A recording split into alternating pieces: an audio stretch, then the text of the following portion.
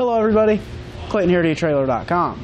Here at etrailer.com, we install, test, and review a lot of different products to help you as a customer make a more educated decision before your purchase. Today we're going to be taking a look at, and I'll be showing you how to install TorkLift's SuperTruss Hitch extension for super hitches on our 2021 Ford F-450. So as you can see, this is a pretty interesting looking device, and the reason you might need it, or you would need it, is if you do use an in-bed camper. Now when you use an in-bed camper, it's going to cover up your truck's factory receiver tube opening, so you're not going to be able to use a cargo carrier if you want to take a generator with you, or just store some extra luggage on it, or a bike rack, or even tow a trailer. So adding this is going to be a huge upgrade. Now you do want to keep in mind, you will need to add a super hitch to the back of your vehicle. And you can find plenty of those options here at etrailer.com. But in our case, we do have the SuperHitch Magnum installed. Our receiver tube opening is going to be 2 inches by 2 inches. And this is a really common size, so it's going to be easy to find any ball mounted accessories, such as a ball mount, a cargo carrier, or a bike rack. And we are going to have a plate style safety chain loop, so it's going to stay nice and tight to that receiver tube, while also working with a lot of different types of safety chains. As you can see, our big clevis hook fits on here just fine. And it does use a standard 5/8 inch hitch pin opening, as you can see there. Keep in mind, a pin and clip does not come with this kit, but you can find one here at etrailer.com. I also suggest looking for a locking pin or an anti-rattle device. Now I'll just give you a couple measurements to help you understand where this is going to sit on the back of your F-450. Our measurement from the ground to the bottom part of our receiver tube is going to be about 20.5 inches. And the measurement from the ground to the bottom of our tube down here is going to be about 16.5 inches. So you just want to keep that number in mind for ground clearance. And the measurement from the end of our receiver tube up to the receiver tube on our truck is about 49 inches. But you do want to keep in mind, these do come in different variants, all the way from 21 inches up to 60. So whatever works for your camper is the distance you're going to want to buy. One feature that I like is this plate for your wiring. That way if you are towing a trailer, you can pick up some extensions and get your 7-way out here, so you're not going to have to stretch it, or it's not going to be long enough to reach to your truck. So looking a little bit more into how it works, this device will slide into the top and bottom receiver tube. Both of them are 2 inches, but like in our case, we do have a 2.5 inch top hitch with a sleeve, so it works just fine. This is going to mount like any other ball mounted accessory. You might be curious about what these chains are on the outside. Simply, it's just a chain to help from being rattling in your ball mount, so you're not going to hear all that extra noise, and there's not going to be a lot of play. And they are adjustable with these turnbuckles, so if you are getting a little bit of shake and rattle, you can just tighten these up. As you can see here, the whole truck's shaking. So it's going to be nice and secure, even though we're moving that ball mount location back from our bumper. Our chains are going to run from the safety chain plate all the way back to the corner of our hitch, so it's going to be nice and secure, like I said. And even though we're pushing that point back of our receiver tube, we're not going to lose a ton of our weight capacities. This thing is heavily built, very sturdy. It's going to offer us very good weight capacities. So for our SuperHitch Original and our SuperHitch Magnum, we are going to have a 6,000 pound trailer weight rating. Keep in mind, that's the weight of the trailer and the load included. And we're going to have a 600 pound tongue weight rating. That's going to be 600 pounds pushing straight down on our receiver tube. And this does work with weight distribution. And if you use weight distribution, your towing capacity will go up to 12,000 pounds, and your tongue weight rating will go up to 1,200 pounds. And as far as our weight capacities are concerned, if you're using a SuperHitch Hero, you are going to have a 2,000 pound trailer weight rating and a 200 pound tongue rating.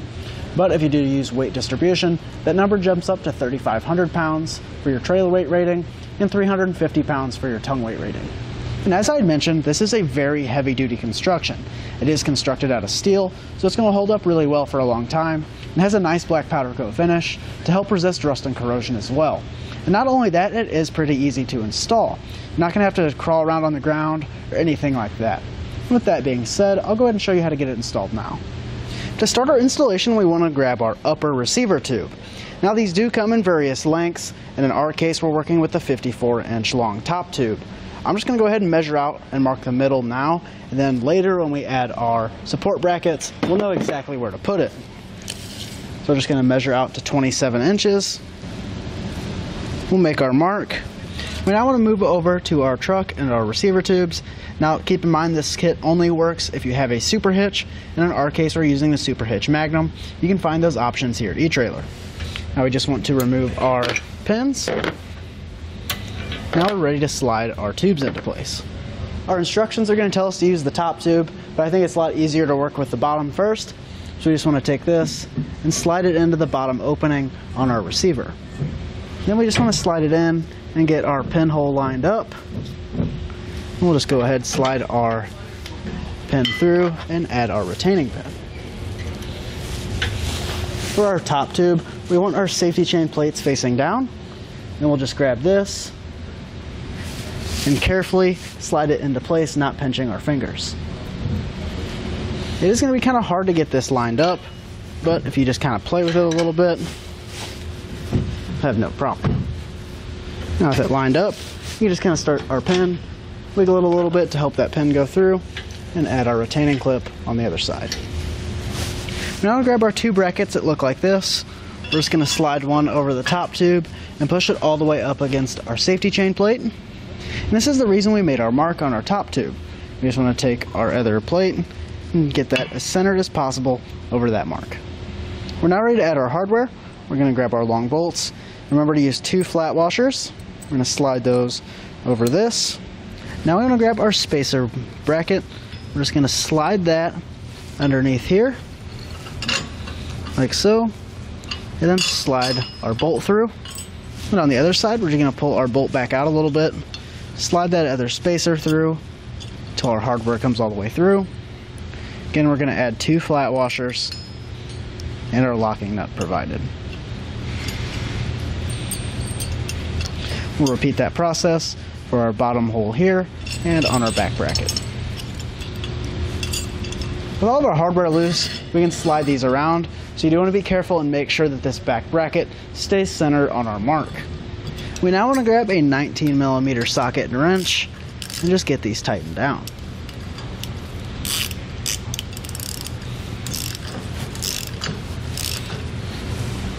We now want to repeat that same process for our back bracket.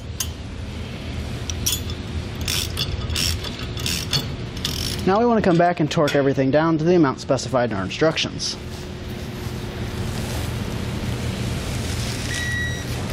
With our brackets tightened down, we now want to go back and remove our hitch pins and see if this slides out easily. We're just doing that to make sure once it's all bolted together, we can take it in and out of our receiver tube with no problem. So with our pins already out, we can grab this and slide it, and it slides pretty easy, so we're good to go. But if yours does not slide easy, you just need to loosen these brackets and retighten everything down and get it to where that goes in and out easily. We now want to grab our wiring bracket and get it mounted to our safety chain loops.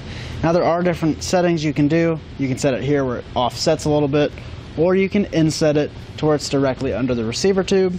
Our customer wanted it out here. We're going to grab our provided hardware, slide that through both, and on the bottom side we're going to add a split lock washer and a hex nut.